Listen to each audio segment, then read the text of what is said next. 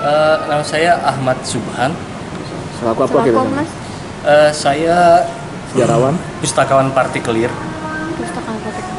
Mas, bisa jelaskan sedikit terkait Al-Quran yang sudah berusia berapa Mas tadi? 171. Oke, bisa ceritakan sedikit Mas? Oke, Al-Quran ini adalah Al-Quran yang dicetak di Palembang, di Tiga Ulu tepatnya, Kampung Demang Jaya Laksana, oleh Kemas Muhammad Azhari pada tahun 1848. Sehingga kalau kita hitung sudah 171 tahun ya. Nah, mungkin orang mengira kok 171 tahun itu dianggap sudah tua banget.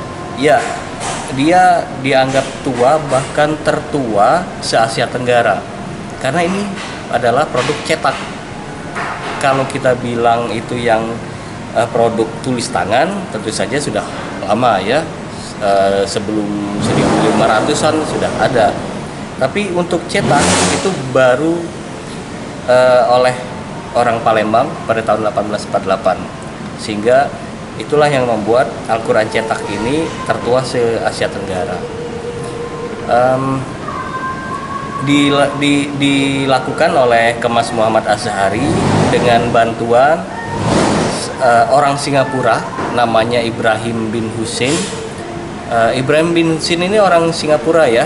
Dia muridnya Abdullah bin Abdul Qadir Munshi, perintis sastra Melayu Nusantara, yang datang ke Palembang untuk menjadi tenaga terampil mencetak Al-Quran ini. Yang menarik ya di kolofon ini, kalau misalnya teman-teman membaca kolofon itu keterangan penerbitannya ya. Ini ditulis menggunakan aksara Arab tapi dalam bahasa Melayu. Nah, isinya yang menarik bagi saya, pertama dia memuat 5 sistem kalender. Yang pertama kalender Hijriyah, kalender Islam, kalender Masehi, kemudian kalender Qibti atau Kipti, itu kalender Mesir kuno, kemudian kalender Farsi atau Persia, serta kalender Rumi. Jadi ada 5 sistem kalender yang dimuat oleh Kemas Muhammad Azhari di sini, yang bagi saya gitu sebagai pembaca itu menunjukkan bahwa Kemas Azhari ini orangnya berwawasan luas gitu ya. Sebutlah kosmopolitan ya.